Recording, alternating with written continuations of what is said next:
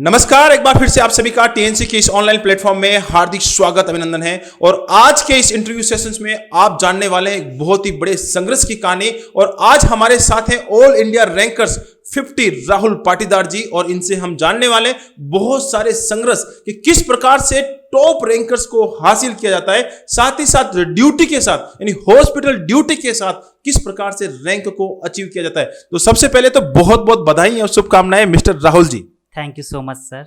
और आज आपका इस इंटरव्यू सेशंस को हम शुरुआत करने वाले हैं। इस इंटरव्यू की सेशंस की जो शुरुआत है एक छोटे से कुछ मीठा हो जाए कि गिफ्ट से शुरुआत करने वाले हैं। तो सबसे पहले आपको इस टीएनसी की तरफ से बहुत बहुत बधाई और शुभकामनाएं। Thank you.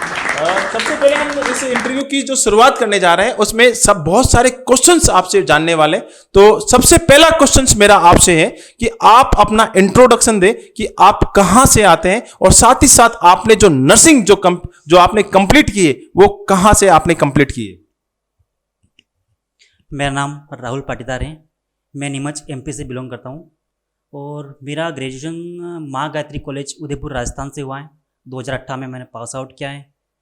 उसके बाद मैंने कोचिंग क्लासेस की थी जयपुर से, और उसके बाद मेरा 2021 में एम्स पटना में सिलेक्शन हो गया था। तो एम्स अभी तक मैं कंटिन्यू एम्स पटना में कार्यरत हूँ।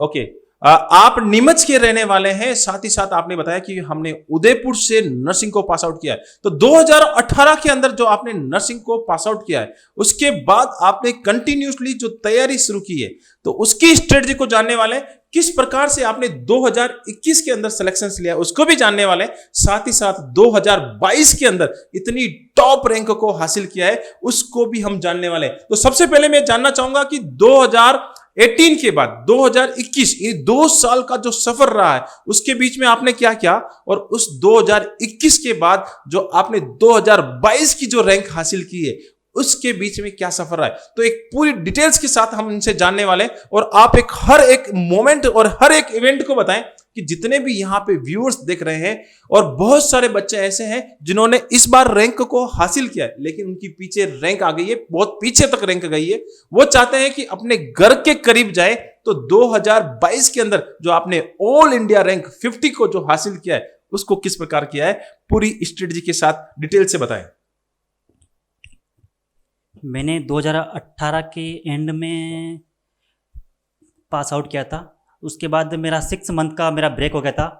तो फिर मैं 2018 दिसंबर के एंड में मैंने कोचिंग ज्वाइन करी थी। तो मेरे 2019 के एंड तक मेरी कंप्लीट हो गई थी। तो फिर 2020 की जनवरी या फरवरी में मेरा एक सिलेक्शन हो गया था। तो फिर मैं हमारा ज्वाइन किया था। साथ साथ फिर मैंने एक टेस्ट सीरीज ज्वाइन की टीएनसी की, और वीडियो एमसीक्यूज बेस्ड दोनों चीज़ मैंने ज्वाइन करी थी। उसके साथ मैं उनके साथ कंटिन्यू रहा। तो वो जॉब छोड़ के फिर मैं 2020 के एंड में मेरा सिलेक्शन हो गया था एम्स पटना के अंदर। तो फिर कोविड की वजह से मेरे को 2021 के सितंबर अक्टूबर में मेरे को ज्वाइनिंग मिल गई थी। फिर यहाँ पर मेरा 6 से 8 मंथ मेरा लेट हो गया था। तो फिर उसके बाद मैं 2021 की अक्टूबर से मेरे यहाँ पे कार्यरत हूँ। ओके, 2021 की जो इन्होंने सफल यात्रा जो 2021 में इन्होंने बताया कि मैंने 2021 के अंदर कैसे सफलता हासिल की, लेकिन 2021 की सफलता शायद इस समय पुरानी हो चुकी है, और सारे बच्चे ये जानना चाह रहे हैं कि हाँ ठीक है 2021 में आपने सफलता प्राप्त की, टीएनसी के साथ आप लगातार वीडियो एमसीक्यू टीएनसी की टेस्ट सीरीज दे रहे थे, इज द वेरी गुड, आपने सफलता को हासिल किया। लेकिन जो 2022 की जर्नी, एक बेहतरीन जर्नी जो आपने ड्यूटी के साथ जो हासिल की है, और सबसे बड़ी बात ऑल इंडिया रैंक जो है 50 जो हासिल की है उसको किस प्रकार से आपने अचीव किया। ड्यूटी के साथ मैनेज करना is the very difficult task होता है, वो आपने किस प्रकार से अचीव किया। सर मैंने 2021 में एम्स पटना ज्वाइन किया। उसके बाद मैंने सोच लिया था कि यहाँ से जाना ही है, क्योंकि इधर यहाँ का एनवायरनमेंट ऐसा नहीं था कि मैं यहाँ पे हम सेटल हो जाए। और उसके बाद आपसे भी मेरी मुलाकात हुई थी, हमारे एक बॉस है उनकी पार्टी के अंदर। तो फिर आपने भी बोला था कि राहुल और एक और मेरा फ्रेंड है सुनील पाटीदार, दोनों हम आपसे मिले थे। तो आपने बोला था कि फिर यहाँ से जाना ही है तो फिर यहाँ से कंटिन्यू लग जाना। तो फिर आपने क्या मोटिवेशन उस टाइम मिल गया था मुझे, और बार बार आपसे बात भी होती रहती थी हमारी दोनों की, आप भी मिलते थे। तो फिर मैंने सोचा था कि आपको पढ़ना है तो एक दिन की पढ़ाई से अपने को कुछ होना जाना नहीं है। अपने को टॉप रैंकर मिलेगी तभी अपने को आसपास वाला एम्स भोपाल, जोधपुर और दिल्ली मिलेगा। तो फिर मैंने कंटिन्यूटी पढ़ाई के लिए एक टेस्ट सीरीज ज्वाइन करी। मेरे की उस टेस्ट सीरीज से यह फ़ायदा हुआ कि मेरी पढ़ाई बिल्कुल कंटिन्यू रही। मेरे मतलब वो टेस्ट देना प्लस उसको सॉल्यूशन करना, उसका जो रॉन्ग आया उसको भी बुक में नोट आउट करना, जो क्वेश्चन मेरे रॉन्ग थे उसमें उसको हर दिन नोट आउट करता था और उसको वीकली या मंथली उसको रिवीजन करता था कि मेरी क्या क्या कमियां निकली है। और मैंने मेरी बात भी रही कि मैंने सारे सब्जेक्ट पे फोकस किया है। मैंने रिसर्च, मैनेजमेंट, साइकेट्रिक सबसे मैंने किसी को भी हल्के में नहीं लिया, क्योंकि ये सब्जेक्ट ही अपने को एक अच्छी रैंक तक लाने का प्रयास करते हैं। फंडामेंटल, एमएसएन ये सब पढ़ते हैं, इससे तो कोई रैंक अच्छी रैंक नहीं मिल पाएगी अपने को। रिसर्च मैनेजमेंट के ये क्वेश्चन आते हैं ना अपन को, तो ये अपने को बहुत अच्छी रैंक तक अपने को मिलने का फ़ायदा देता है। और इससे मेरे को ये मुकाम पाया, इसके में बहुत बड़ा हाथ भोजराज सर का है, उनको मैं बहुत बहुत धन्यवाद बोलना चाहता हूँ। इस प्रकार से आपने 2022 की जर्नी को कंटिन्यूसली किया और बहुत ही अच्छी जो आपने रैंक को हासिल किया। तो बहुत ही अच्छी बात बताई कि आप टीएनसी के साथ जो ही आपने एम्स पटना को ज्वाइन किया था, और मुझे आज भी याद है कि हम लोग पहली मीटिंग जो हमारी किसी एक पार्टी के अंदर थी, और एक उस पार्टी के अंदर राहुल भी आया था और मेरी मीटिंग बोला था कि सर मैं राहुल पाटीदार। तो मैंने कहा आज तक मैंने तुम्हें से हमेशा फोन पे ही बात की है, लेकिन आज पहली बार तुम मिले हो, तो बहुत ही अच्छी खुशी हो रही है और बहुत ही अच्छा वहां पे मिलाप हुआ था। और उसके बाद इसने कहा सर कि हाँ मुझे पटना नहीं रहना है और मुझे यहां से वापस जाना है। तो उस दिन मैंने इसको एक ही बात बोली थी कि अगर वापस जाना है तो यही समझना है और कंटिन्यूटी के साथ वापस टीएनसी के साथ लग जाना है। लगातार उसी दिन के साथ उसने लगातार मेहनत की और एक बहुत ही बड़ा मुकाम हासिल किया है, जो कि आपके सामने है। कंटिन्यूसली टीएनसी की टेस्ट सीरीज और वीडियो एमसीक्यू बेच के साथ लगातार कंटिन्यू रहे, तो आज इस मुकाम को पाया। तो मैं ये राहुल तुमसे जानना चाहूंगा कि जैसे जैसे तुम कभी कभी टेस्ट सीरीज देते थे, तो कई बार ऐसा लगता था कि आज रैंक अच्छी नहीं आई है, और कई बार एक बहुत बड़ा डीमोटिवेशन सा आता था कि यार मेरी रैंक बहुत पीछे आ रही है, और शायद कई बार होता है कि टॉप नहीं आ पाता है। तो उस सिचुएशंस में अपने आप को एक सेल्फ मोटिवेशन होता है। मोटिवेशन तो हमारी टीम देती है, लेकिन एक self motivation is the very important. वो कैसे आप लेके आते थे? सर मैं जैसे कि मैंने टेस्ट दिया और मेरा रैंक देखा मैंने, तो मेरा रैंक कभी कभी कभार पीछे भी जाता था, कभी आगे भी जाता था। जब पीछे जाता था तो मैं देखता था कि मेरी कहाँ कहाँ गलतियाँ हुई है, उन गलतियों को मैं पकड़ता था और नोट करता था, और उससे मैं डरता नहीं था। और जैसे जैसे सर का वैसे कोई भी टेस्ट दिया तो उसके समय 11-12 बजे रैंक आ जाती थी, और साथ साथ वीडियो भी आ जाते थे। तो मैं उसका मुझे वेट रहता था कि सर का वीडियो आएगा, मैं देखूंगा यार मेरी गलतियाँ कहाँ हुई हैं और कैसे उन गलतियों से मुझे लड़ के आगे निकलना है। तो सर मैं उनको देख के और मेरी गलतियों को पकड़ के, और मैं डीमोटिवेट तो होता था। डीमोटिवेट होना एक नेचुरल फिनोमेना है सर, हर बंदा कोई एग्ज़ाम देता है तो डीमोटिवेट होता ही है। तो मैं डीमोटिवेट होता था, पर सर का वीडियो देख के मुझे फिर अगले दिन से नई शुरुआत करता था, और फिर मैं कभी कभी अच्छी रैंक भी आती थी, कभी खराब भी आती थी। तो डीमोटिवेट होना एक नेचुरल फिनोमेना है। ओके, राहुल की बात है कि डीमोटिवेशन तो हर कोई, यानी अगर किसी की एक रैंक भी आए, वो भी हर स्टूडेंट कॉम्पिटिटिव जो तैयारी करता है, डीमोटिवेशन होता ही होता है। और उस डीमोटिवेशन से लड़ने के लिए सेल्फ मोटिवेशन होना जरूरी है। खुद से खुद को लड़ना पड़ता है और कंटिन्यूसली हमेशा आगे बढ़ता रहना है। लगातार एक मोटिवेशन वीडियो देखते रहे। जब भी आप डीमोटिवेट होते हैं तो टीएनसी की तरफ से आपको मोटिवेशन वीडियो मिलते हैं, साथ ही साथ आपको एक सही राह दिखाई जाती है, उसको आप कंटिन्यूस फॉलो करते हैं, तो कोई डरने की बात नहीं है। राहुल मैं तुमसे ये जानना चाहता हूं, ये जो अमूमन में जो क्वेश्चन पूछ रहा हूं वो उन बच्चों के क्वेश्चन है जो हमेशा मुझसे पूछे जाते हैं और मैं टॉपर से पूछ रहा हूं। तो ये बताएं कि जो आप जब स्टडी कर रहे थे, जब आप नॉर्थ सेट 2022 की जब प्रिपरेशन कर रहे थे, तो उस समय जब आपको एग्जाम से 1 महीने पहले या एग्जाम से 15 दिन का जो पहले का जो स्पेल रहता है, और एक बहुत ही ज्यादा उस समय मेंटल क्राइसिस यानी बहुत बड़ा एंजाइटी वाला एक फिनोमिना होता है, उससे कोप अप करने के लिए, और आपने उस समय क्या, जैसे होता है ना कि बहुत सारे यूट्यूब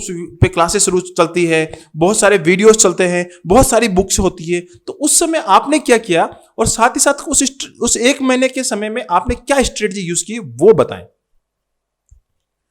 सर उस टाइम मैंने आपका एक मोटिवेशन वीडियो देखा था, उसमें आपने मुझे सजेस्ट किया था कि 80-20, आपने बोला था कि 80% टाइम आपको एमसीक्यू को देना है और 20% टाइम आपको थ्योरी को देना है।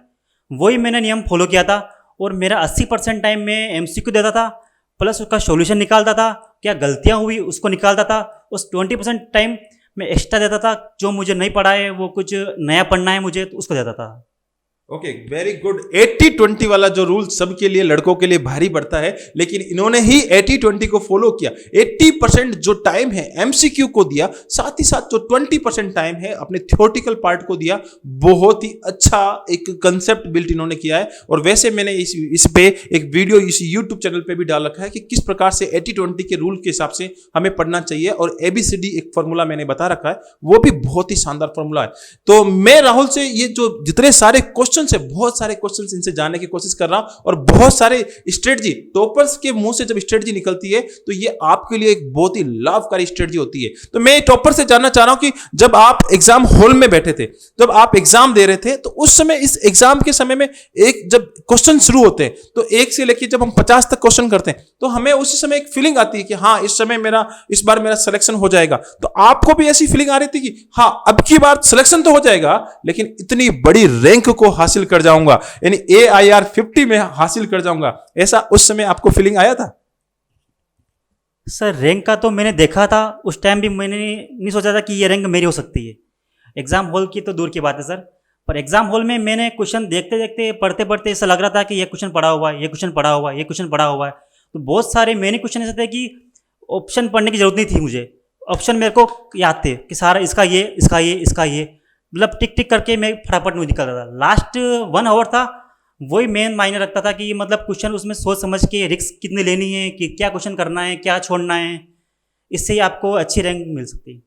ओके, बहुत ही अच्छी बात कि TNC से साथ इतनी अच्छी प्रैक्टिस हो चुकी थी कि वहां पे सिर्फ टिक लगाने की जरूरत थी, सीधा आंसर देने की जरूरत थी, और उसी से आपने बहुत ही अच्छी रैंक को हासिल किया है। तो ये इनको पहले तो बिल्कुल, ये हर एक टॉपर्स का यही आंसर होता है कि यार मुझे तो पहले बिल्कुल भरोसा खुद पे भी नहीं था कि इतनी अच्छी रैंक आ जाएगी, लेकिन जब TNC के साथ लगातार कंटिन्यू बढ़ते हैं तो रियली एक बहुत ही अच्छी रैंक आना लाजमी हो जाता है। तो मैं एक चीज और जानना चाह रहा हूं कि जैसे आपने एग्जाम हॉल में गए थे, उससे पहले TNC का कोई आपके पास एक असाइनमेंट रिपोर्ट्स या ऐसा कुछ आया था कि हाँ, राहुल जी एक बहुत बड़ा कुछ करने वाले हैं, या आपकी एक बहुत अच्छी रैंक आने वाली है, या बोजराज सर की तरफ से या मेरी तरफ से आपको कोई कॉल आया होगा कि हाँ राहुल, तुम इस बार बहुत कुछ बड़ा करने वाले हो, ऐसा कोई आपके पास रिपोर्ट कार्ड आया था?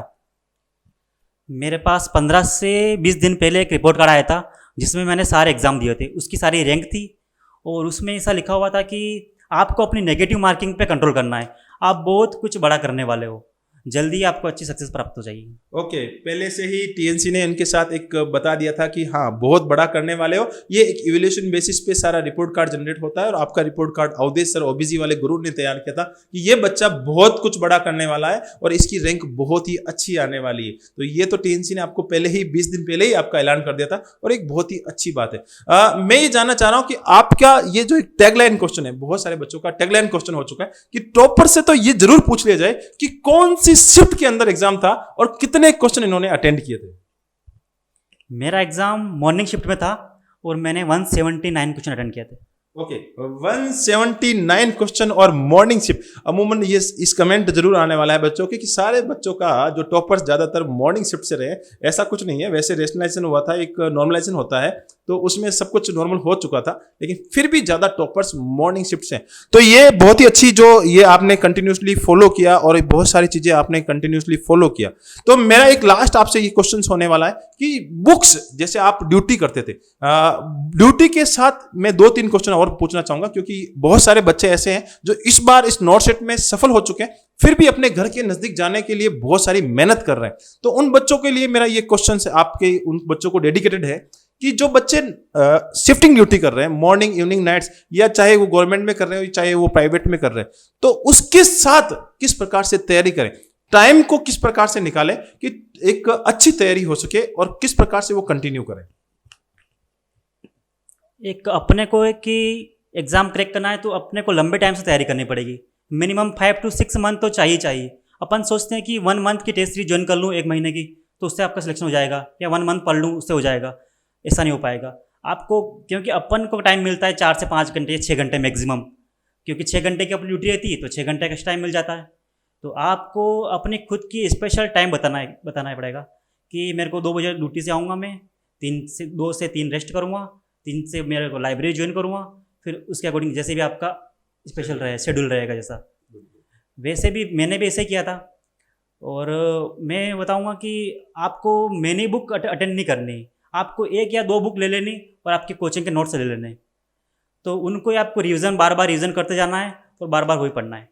ओके बिल्कुल बहुत ही शानदार स्ट्रेटजी, खुद को सोचना पड़ता है किस प्रकार से टाइम को निकाला जाए। और एक बहुत ही अच्छी बात इन्होंने बताई है कि ज्यादा बुक्स की भागम बोर्ड नहीं करें और एक फिक्स 2-4 बुकें रखें और उस बुकों के साथ टीएनसी के साथ आप लगातार आगे बढ़ते रहें तो एक बहुत ही बड़ा अचीवमेंट हासिल किया जा सकता है। एक लास्ट क्वेश्चन जो भी इस इंटरव्यू को देख रहे हैं उनके लिए और जितने भी आपके जूनियर्स इस इंटरव्यू को देख रहे हैं उनके लिए आप क्या सलाह देना चाहेंगे कि वो आपसे जो आपने जो AIR 50 जो हासिल की है उससे भी अच्छी रैंक लेके आए और टीएनसी के साथ किस प्रकार से आगे बढ़े?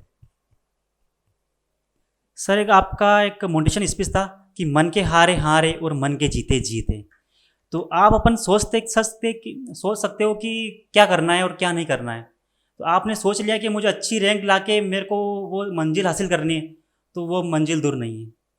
ओके और बहुत ही अच्छी बात बताई है कि मन के जीते जीते और मन के हारे हार है। आपने अगर ठान लिया है तो सिलेक्शन होना तय है और एक बहुत ही अच्छी कंटिन्यूटी के साथ अगर आप आगे बढ़ रहे हैं तो आपकी जीत तय होने वाली है। तो इस इंटरव्यू सेशंस में आपने बहुत सारी चीजें समझी और बहुत सारी चीजें इनके मुंह से जानी कि AIR 50 किस प्रकार से बना जाता है और एक बहुत ही बड़ा सिलेक्शन लिया जाता है। तो आप हमेशा इसी प्रकार से AIR 50 और मैं तो चाहूंगा कि अब की बार सबसे अच्छी रैंक जो अब की बार तो वैसे आप अपने घर के नजदीक पहुंच चुके हैं और इन्होंने, मैं लास्ट क्वेश्चन और भी पूछ लेता हूं क्योंकि ये क्वेश्चन अमूमन है, कौन सा एम्स आपने अभी फाइनल आपका हुआ है? एम्स राजकोट। और राजकोट यानी घर के नजदीक पहुंच चुके हैं और बहुत ही नजदीक है घर के, तो अब तो शायद किसी भी प्रकार को एग्जाम देने वाला नहीं है, लेकिन जिंदगी में जो भी आप काम करें उसमें हमेशा ऊंचाइयां छुएं, अपने माता पिता का नाम रोशन करें, साथ ही साथ अपने संस्थान का नाम रोशन करें, साथ ही साथ अपने TNC का नाम रोशन करते रहे। जय हिंद, जय भारत एंड वंदे मातरम